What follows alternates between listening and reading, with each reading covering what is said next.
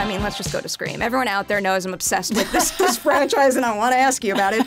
I want to ask about Scream 5 first, because Radio Silence was telling me that for the new characters in Scream 6, they had them all audition with killer reveal monologues, so it was making me wonder, for the Scream 5 auditions, did you have to do that? No, I didn't, but the script I was given, Mindy was the killer in in the fifth one.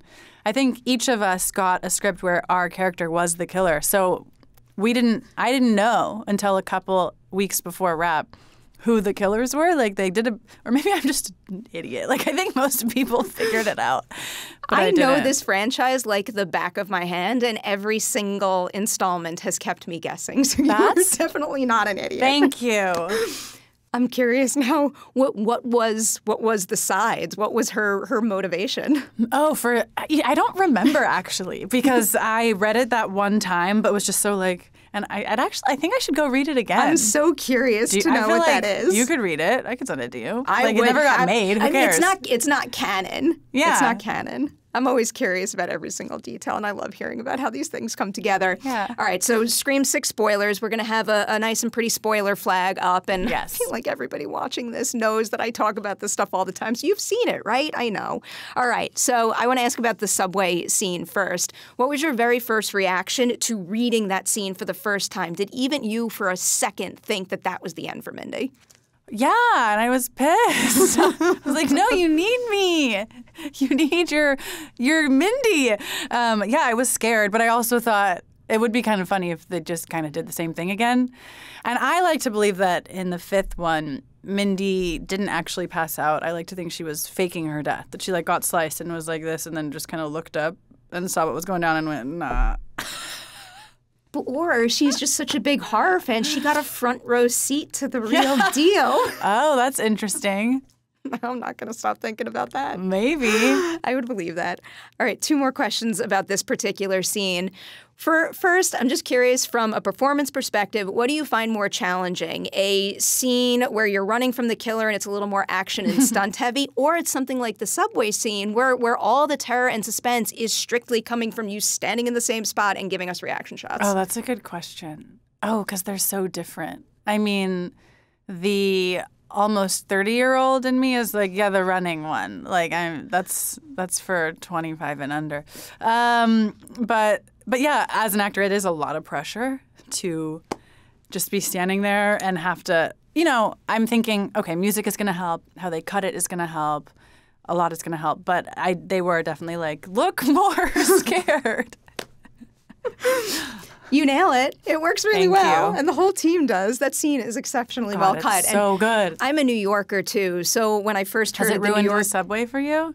I mean, the subway was ruined for a million other reasons, but I mean, it kind of makes it a little more exciting to me. Keeps me on my toes a little bit. No, but really, the way that was used, that was a top priority as a New Yorker, to see that kind of scare scene explored in that location the right way. Yeah, and they killed it. Okay, here's my next question about that one. And the answer to this could just be a flat-out no. But when you read that she's in a scene that could imply to the audience that, she's stabbed to the point that realistically she would be dead, do you feel any pressure yourself through your performance to justify her survival?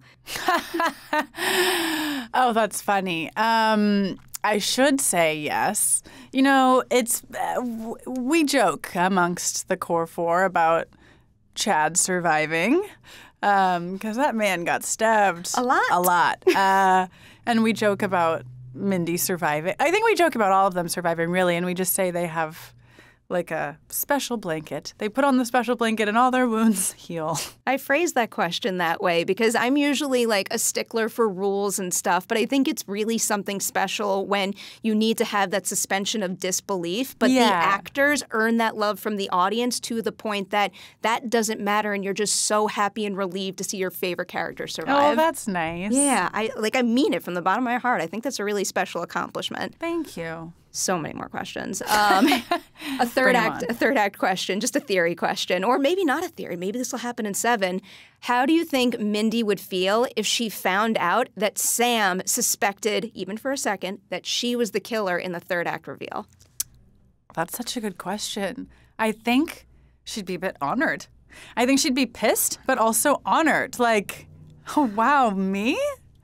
Thank you. I like but how that. dare you? I You know, like a that. classic Mindy comedy reversal where she's like, haha, no. That is an A+ answer to that. Thank you. So going into screen, like, can they just announce it and confirm it already? You guys did so well. It's a great movie. Did really well. anything. Everybody loves it. I'm rooting for it.